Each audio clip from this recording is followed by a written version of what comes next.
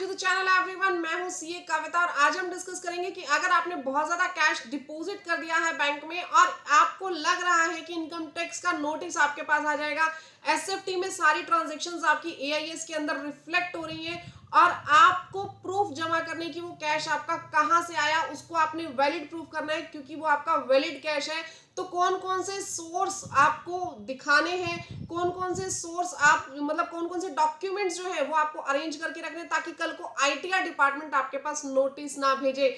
ITR file करते time किन बातों का आपको ध्यान रखना पड़ेगा, कौन से सोर्स आपको जनरेट करने पड़ेंगे, एक एक तरीका, एक एक मेथड मैं आज आपकी इस वीडियो में आपसे डिस्कस करने वाली हूं। एसएफटी को किस तरीके से मैनेज करना है, ध्यान रखिएगा, वीडियो को एंड तक देखिएगा। अगर आप लोगों ने उसको प्रॉपरली मैनेज नहीं किया, एसएफटी में जितनी भी कैश ट्रांजैक्शंस रिपोर्टिंग हो रही है, तो ध्यान रखिएगा इनकम टैक्स का नोटिस कंफर्म आएगा। ध्यान रखिएगा, नोटिस आना बड़ी बात नहीं है, लेकिन आपके पास जेन्युइन सोर्सेज होने चाहिए उसको प्रूफ करने के लिए। तो वो जेन्युइन डॉक्यूमेंट्स आप लोगों के पास होने चाहिए। डॉक्यूमेंट्स कैसे अरेंज करने हैं, कौन से अरेंज करने हैं, सब आज की इस वीडियो में हम लोग आपसे डिस्कस करने वाले हैं। देखिए, सबसे पहले तो आप लोगों के पास जितना भी कैश डिपॉजिट हुआ एसएफटी में, वो कैश कहां से आया, सोचो, एनालाइज करो। उसमें आपके पास क्या हो सकता है, कुछ एक पास्ट सेविंग्स भी हो सकती है। पिछले सालों का कैश क्या इस साल में डिपॉजिट नहीं हो सकता? हो नहीं। देखो, ऐसा नहीं है कि इस साल आपने उठा करके 40 लाख जमा कर दी तो वो इसी साल की इनकम होगी, ऐसा नहीं होता। पास्ट ईयर्स की इनकम भी हो सकती है। आपने पिछले सालों में भी आईटीआर अपनी फाइल की होगी, यस और नो? पिछले सालों में अपनी आईटीआर फाइल की होगी, बैलेंस शीट बनाई होगी, तो उस बैलेंस शीट में भी तो आपने यहाँ पे XYZ कैश लिखा होगा ना, कि मेरे पास इतना कैश ईयर एंड के अंदर बच गया। 22-23 में लिखा होगा, 23-24 में लिखा होगा, 24-25 में लिखा होगा, ठीक है। तो जो आपका पिछले साल का ओपनिंग बैलेंस है कैश का, ध्यान सुनिए, जो आपका पिछले साल का ओपनिंग बैलेंस है कैश का, प्रॉफिट एंड लॉस अकाउंट के बाद आपने जो बैलेंस शीट बनाई, बैलेंस शीट के अंदर एसेट साइड में आपका जो कैश अकाउंट होता है वो होता है। वहां देखो कि पिछले साल क्लोजिंग बैलेंस कितना था। जो पिछले साल का क्लोजिंग बैलेंस था वो इस साल का क्या हो जाएगा, ओपनिंग बैलेंस हो जाएगा। Right everyone? तो पिछले साल की जितनी भी जमा पूंजी थी, जितनी भी सेविंग्स थी, वो आपको कंसीडर करनी है। पिछले साल का जो क्लोजिंग बैलेंस था कैश का, वो भी इस साल आप लोग यहाँ पे डिक्लेयर करेंगे, वो भी इस साल डिपॉजिट के अंदर जा सकता है। राइट? तो सबसे पहले तो आपने ओपनिंग, अपना जो बैलेंस है इस साल का ओपनिंग, पिछले साल का क्लोजिंग, इस साल का क्या बनेगा जी, इस साल का वो ओपनिंग बन जाएगा। ठीक है। जैसे यहाँ पे पिछले साल आपका शो रहा है कि 5,60,000 रुपीज, बैलेंस शीट कब की, 2024 वाली, 31/3/2024 को यहाँ पे 5,60,000 का कैश था। तो अब जो आपका कैश अकाउंट होगा, यहाँ पे ओपनिंग बैलेंस 5,60,000 उसका शो करेगा ना, तो ये 5,60,000 पिछले साल का भी मैं इस साल की यूटिलाइजेशन में दिखा सकती हूँ। Right everyone? यहां तक समझ में आ गया? ठीक है।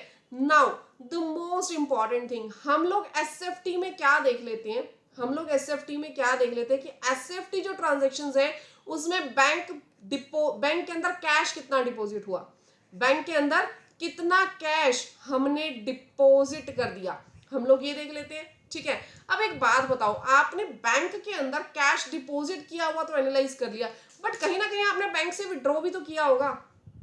और सिर्फ करंट अकाउंट मत देखो, सेविंग अकाउंट को भी देखो। अगर प्रोपराइटर है तो, अगर प्रोपराइटरशिप फर्म है तो आप सेविंग अकाउंट को भी एनालाइज करो कि सेविंग अकाउंट में से कितना पैसा निकला। अब आप बोलोगे कि मैम उसको कैसे एनालाइज करना है और क्यों एनालाइज करना है। देखो, डिटेल में मैं आप लोगों को बता रही हूँ, मैंने आप लोगों के लिए प्रॉपरली नोट्स बना करके रखे हुए हैं। अगर नोट्स आपको चाहिए तो मैंने ग्रुप का लिंक आपको दिया हुआ है नीचे डिस्क्रिप्शन बॉक्स में, व्हाट्सएप ग्रुप आप ज्वाइन कर लेना। चैनल के ऊपर मेरे जो है अलग डाटा हम शेयर करते हैं। अगर आपने ग्रुप ज्वाइन कर लिया तो ग्रुप के अंदर मैं सारे पीडीएफ अपलोड करती हूँ जितने भी मेरे नोट्स होते हैं। Right everyone? नाउ अब आप आ जाएंगे कैश लेजर पे। देखो क्या हुआ, आपने बैंक में पैसा डिपॉजिट किया, मैं यहाँ पे बात कर रही हूँ बैंक अकाउंट की। बैंक अकाउंट में आपने पैसा डिपॉजिट किया, कितना डिपॉजिट कर दिया जी, 50,000 ये डिपॉजिट किए, 40,000 ये डिपॉजिट किए। आपने देख लिया कि मैंने 90,000 का डिपॉजिट कर दिया। आपने यहाँ पे क्या देख लिया कि मैंने 90,000 का डिपॉजिट कर लिया, लेकिन प्रॉपरली अपनी बैंक की समरी बनाओ, वहां पे आपको दिखेगा कि आपने बीच बीच में पैसा निकाला भी हुआ, आपने बीच बीच में पैसा कुछ निकाला भी होगा। देखो यहाँ पे आपने एटीएम से विड्रॉ किए 20,000, एटीएम से विड्रॉ किए 30,000, तो आपने 30,000 तो बैंक से ही निकाले, बैंक में निकाला डाल दिया, निकाला डाल दिया। चलता रहता है ये प्रोसेस। तो अगर आपने बैंक से पैसा विड्रॉ किया और फिर वापस बैंक के अंदर पैसा डिपॉजिट कर दिया, तो आधी समराइजेशन आपकी वहां से निकल जाएगी। आपको कंप्लीटली अपनी बैंक की समरी बनानी पड़ेगी। मेहनत है, लेकिन कागजी कार्रवाई पहले करके रखना, ताकि इनकम टैक्स के नोटिस से कल को बच सको।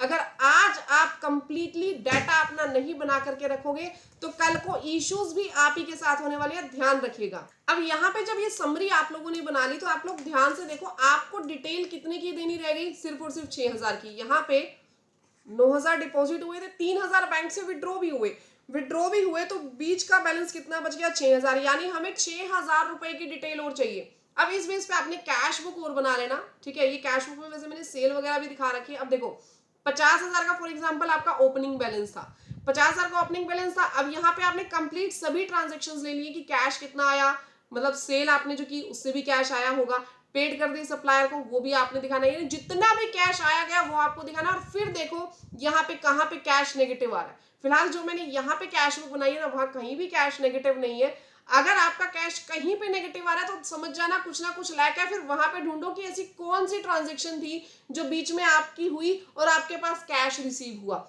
डिटेल में भी बताऊंगी आप लोगों को, बने रहो मेरे साथ, ठीक है। ये कैश बुक भी डिटेल में समझाती हूँ आप लोगों को। सबसे पहले यहाँ पे ये समझ लो कि अगर बैंक स्टेटमेंट में पैसा जमा हुआ है, तो ध्यान रखिएगा वहां से पैसा विड्रॉ भी हुआ होगा। बैंक में पैसा जमा हुआ है, तो बैंक में से पैसा विड्रॉ भी हुआ होगा, और जितना विड्रॉ हुआ है वो उसमें कंसीडर कर लेना, ठीक है। और जो बैलेंस बच गया उसकी डिटेल हमें बनानी है, यानी आधा बर्डन आपका यहीं से कम हो जाएगा। अब आ जाते हैं हम इसके नेक्स्ट पार्ट पे। बैंक का आप लोगों को क्लियर हो गया बहुत अच्छे से। इसमें ध्यान रखिए जितने भी कैंसिल्ड चेक वगैरह है, हर एक चीज की कंप्लीट डिटेल आप बना लेना। और ध्यान रखना, ऐसा तो नहीं है कि कोई भी जो एंट्री डली हुई है एसएफटी में, जरूरी नहीं है कि एसएफटी में जितनी भी ट्रांजेक्शन्स आई वो सबकी सब करेक्ट है। There may be a clerical error also और टेक्निकल एरर ऑल्सो। तो जो भी आपके बैंक से कैश की समरी निकल रही है वो एसएफटी से मैच हो भी रही है, नहीं हो रही। अगर नहीं हो रही है तो वहां पे आप रिपोर्टिंग कर सकते हैं कि ये जो मेरी इंफॉर्मेशन है इनकरेक्ट है। तो ऐसा नहीं कि एसएफटी को आप करेक्ट मान लो और ढूंढते रहो ट्रांजैक्शंस को। आपने अपनी समरी बनानी है, एसएफटी की समरी से मैच करनी है। If there is any mismatch, कोई भी मिसमैच होता है, तो आप वहां पे रिपोर्टिंग करेंगे एसएफटी ट्रांजैक्शंस में, राइट एवरीवन। नेक्स्ट हम बात करते हैं एग्रीकल्चरल इनकम की। देखो ऐसा हो सकता है कि आपकी कोई ना कोई एग्रीकल्चरल इनकम हो। एग्रीकल्चरल इनकम तो सभी की हो सकती है, अगर आपके पास लैंड है तो, या आपने सामने से पट्टे पे लैंड ली हुई है तो। देखो अगर आपके पास कोई भी एग्रीकल्चरल इनकम है, इनकम आप लोगों की एग्जम्प्ट होंगी, नो इशू। तो आप लोग वहां पे शो कीजिए कि मेरी ये एग्रीकल्चरल इनकम है, और जैसे मैंने मेरी लैंड थी, लैंड मैंने पट्टे पे दे दी, और वो लोग मुझे कैश के अंदर पैसा दे रहे हैं। वो लोग मुझे पैसा किस में दे रहे हैं, कैश के अंदर दे रहे हैं। जमींदार हैं, किसान भाई हैं, कैश के अंदर पैसा दे रहे हैं। बट ध्यान रखिएगा, एक साल के अंदर किसी भी एक सिंगल ट्रांजेक्शन से रिलेटेड या एक सिंगल पर्सन से आप 1,99,999 रुपए, यानी कि 1,99,999, 2 लाख से 1 रुपया कम आप रिसीव कर सकते हैं एक पर्सन से एक साल में, एक ट्रांजेक्शन से रिलेटेड। इससे ज्यादा आप कैश रिसिप्ट नहीं दिखा सकते। इस बात का आपने खास ध्यान रखना है। किसी भी चीज की ट्रांजैक्शन हो, अगर आपने इससे ज्यादा की कैश रिसिप्ट दिखाई, तो ध्यान रखिएगा इक्वल अमाउंट ऑफ पेनल्टी लग जाएगी। सेक्शन 269 एसटी में जाकर के देख लेना, ये लिमिट आप लोगों को डिफाइन मिलेगी। तो इससे ज्यादा कैश रिसिप्ट मत दिखाइएगा कहीं भी, क्लियर। अब आपने एग्रीकल्चरल इनकम, तो ठीक है, मैंने आईटीआर में दिखा दी मैम कि एग्रीकल्चरल इनकम मेरी हो रही है। मेरी तो 10 एकड़ जमीन है या 50 एकड़ जमीन है, बहुत जमींदार लोग हमारे इंडिया में रहते हैं। तो आप लोगों ने दिखा दी कि जी मेरी एग्रीकल्चरल इनकम है, राइट। एग्रीकल्चरल इनकम दिखाने के बाद क्या कोई डॉक्यूमेंट रखने जरूरी नहीं है? कल को जब ऑफिसर आके बैठ जाएगा ना आपके पास, अच्छा जी एग्रीकल्चरल इनकम थी तो प्रूफ दिखाइए, मुझे प्रूफ शो करो कि आप लोगों की एग्रीकल्चरल इनकम है। प्रूफ कहां से दिखाएंगे? तो प्रूफ आज आप लोगों ने जमा करके रखने हैं, अपने सारे प्रूफ आप लोगों के पास होने चाहिए। देखो एग्रीकल्चरल इनकम आ रही है, मैं मना नहीं कर रही, डिपार्टमेंट भी मना नहीं कर रहा। डिपार्टमेंट सिर्फ पूछेगा मुझे सबूत दिखा दो, मुझे प्रूफ दिखा दो कि क्या प्रूफ है। अब अगर प्रूफ आप लोगों के पास नहीं है तो आप लोग फंस गए। प्रूफ अगर नहीं है तो आप लोग फंस गए। अब प्रूफ क्या दिखाना है, क्या जमा करके रखना है? देखिए सबसे पहले तो जो भी आपकी जमीन है, खतौनी, खसरा, जो भी उसके रिकॉर्ड्स हैं, ऑनरशिप प्रूफ आप लोगों को अपने संभाल करके रखने कि ये मेरी लैंड है। जो आपने क्रॉप वहां पे उगाई है, जो आपने वहां पे अनाज उगाया है या जो भी कुछ उगाया है, उसकी सेल प्रोसीड्स वो सारी बना करके रखने, जैसे जे फॉर्म्स वगैरह होते हैं वो सब आपके पास होने चाहिए। ठीक है, हमारे यहाँ हरियाणा में जे फॉर्म होते हैं, आप देखना आपके वहां पे भी कोई ना कोई इस टाइप के फॉर्म्स वगैरह होते होंगे जो आड़ती आप लोगों को देता है। तो ये फॉर्म्स आप लोगों को संभाल करके रखने हैं। मंडी के रिसिप्ट से, अगर आप मंडी के अंदर अपना जो सेल है वो करके आ रहे हो, आपने सब्जियां उगाई डायरेक्ट जाके मंडी में बेच दी, तो ये रिसिप्ट आप लोगों को संभाल करके रखनी है। पिछले सालों की एग्रीकल्चरल इनकम है, अब वो तो आपने बैलेंस शीट में दिखाई नहीं होगी, एग्रीकल्चरल इनकम तो आप लोग अलग से दिखाते हो। तो अगर पिछले सालों की एग्रीकल्चरल इनकम है, उसका कोई कैश आप लोगों के पास रखा हुआ है, तो वो भी आप ओपनिंग में कंसीडर कर लेना, ध्यान रखिएगा। कैश बुक कंप्लीटली मेंटेन करके चलना। एग्रीकल्चरल इनकम को अगर आपने देखो सीधा सीधा क्या किया, आपने लैंड पट्टे पर दे दी, लीज्ड पर दे दी सामने वाले पर्सन को, किसान को, और वो आपको पैसा देने लग रहा है, सामने वाला किसान आपको पैसा देने लग रहा है, तो वो पैसे को लेकर रिकॉर्ड आप कैसे मेंटेन करोगे? जो आपने लीज एग्रीमेंट बनवाया है, उस एग्रीमेंट में स्पेसिफिकली लिखा होगा कि कितना पैसा वो आपको दे रहा है, किस मोड से दे रहा है। जिस मोड से दे रहा है आपने क्या करना है, एक एग्रीमेंट सा बनवा करके उससे साइन करवा लेना कि इतना पैसा मैंने तुझसे रिसीव कर लिया। पैन नंबर भी मेंशन कर देना उस पर्सन का। राइट एवरीवन, लीज एग्रीमेंट आपके पास होना चाहिए, एक आपके पास कंप्लीट एग्रीमेंट होना चाहिए कि या रिसिप्ट वाउचर पे आप उसे साइन करवा लो कि मैंने इतना पैसा आप लोगों से रिसीव कर लिया। अपने डॉक्यूमेंट्स कंप्लीटली बना करके रखिए। ठीक है, नेक्स्ट हम बात करें बिजनेस इनकम। क्या बिजनेस इनकम कैश में नहीं हो सकती? क्या रूटीन के आपके कोई कस्टमर ऐसे नहीं है जो कैश दे करके जाते हैं? बहुत से कस्टमर ऐसे होते हैं जो कैश दे करके जाते हैं, बट लिमिट सेम है, 2 लाख से 1 रुपया कम, 2 लाख से 1 रुपया कम। तो जितनी आपकी कैश सेल हो रही है, आप कंसीडर करो ना, बहुत सारे डेटर्स ऐसे होंगे जिन्होंने कैश में पैसा दे दिया होगा। आप जब अपने टैली उठा करके देखोगे, टैली में बहुत सारे डेटर्स ऐसे होंगे जो कैश में ऑलरेडी आपको पे कर चुके हैं, मे बी एंट्री डलनी रह गई होगी, ऐसी कोई एंट्री थी जो आप दिखाना भूल गए थे। तो ऐसे जितने भी डेटर्स हैं उन सब के बिल्स को रिकंसाइल करो, उन सब के बिल्स को कंसीडर करो और वो डेटर्स से कैश की एंट्री डालो। बट ध्यान रखिएगा, ऐसा कोई डेटर नहीं होना चाहिए जिसकी वैल्यू, जिसकी अमाउंट ऑफ रिसिप्ट 2 लाख और मोर देन 2 लाख हो। क्लियर? तो जितनी भी बिजनेस इनकम है कैश के अंदर, उसको अच्छे से आप कंसीडर कर लेना।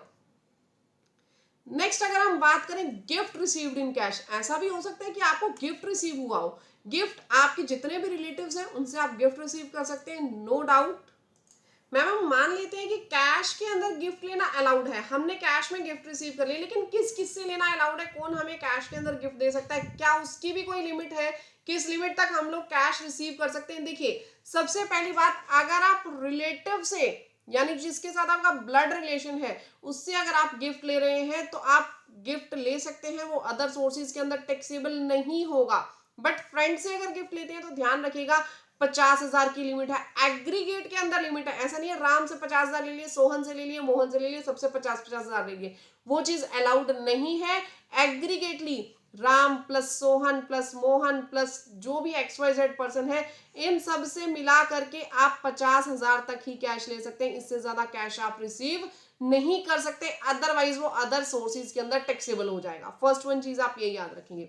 सेकेंडली, रिलेटिव्स की अगर मैं बात करूं, रिलेटिव से अगर आप कैश रिसीव करते हो, देखो गिफ्ट की अगर मैं बात करूं, सेक्शन 56(2)(10) ये कहता है कि आप रिलेटिव से गिफ्ट ले लो, मैं टैक्सेबिलिटी नहीं लगाऊंगा। बट यहाँ पे दूसरा सेक्शन, कौन सा सेक्शन 269ST, वो टांग अड़ा देता है। वो क्या कहता है, 2 लाख से 1 रुपया कम, 2 लाख से 1 रुपया कम। तो यानी सिंगल पर्सन से आप 2 लाख से 1 रुपया कम रिसीव कर सकते हो, उससे ज्यादा आप रिसीव नहीं कर सकते अगर आप कैश गिफ्ट दिखा रहे हो। तो ध्यान रखिएगा, रिलेटिव से आपने कैश गिफ्ट ले लिया, टैक्स नहीं लगता। ठीक है, अगर आपने गिफ्ट्स लिए हैं बहुत अच्छी बात है, हम लोग आपको मना नहीं कर रहे गिफ्ट लो, लेकिन 2 लाख से 1 रुपया कम ही लेना, इससे ज्यादा गिफ्ट अलाउड नहीं है। ठीक है, यहां तक समझ में आ गया? ठीक है मैम, बहुत अच्छे से समझ में आ गया, लेकिन 2 लाख से हम 1 रुपया कम ही लेंगे। अब देखो, वैसे मैं अब मनी की अगर बात करूं, मनी के अंदर आप लोग गिफ्ट लेते हो तो 50,000 रुपए, 50,000 से ज्यादा की अगर मनी आपने कैश में गिफ्ट ली तो टैक्स लग जाता है। बट एक्सेप्शंस में कौन कौन से लोग बताए हुए हैं, एक तो आपके ब्लड रिलेशन वाले लोग, जिनके साथ आपका ब्लड रिलेशन है, एक जैसे आपके माता पिता हो गए, उनके आगे माता पिता हो गए, आपके दादा दादी हो गए, ठीक है, आपकी मदर है, मदर के भाई बहन हो गए, उनके आगे जो स्पाउसेस है वो हो गए, आपकी स्पाउस है उसके भाई बहन हो गए, उनके आगे जो स्पाउस है वो हो गए।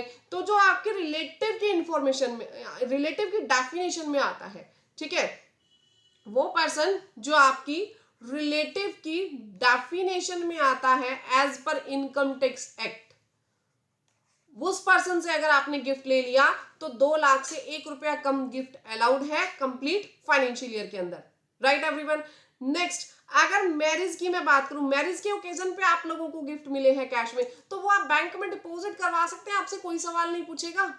नहीं, सवाल तो पूछेंगे, खैर मैंने ये बात गलत बोल दी, कोई सवाल नहीं पूछेगा, आप लोग उसके ऊपर टैक्स नहीं लगेगा, मैं ये कह सकती हूँ।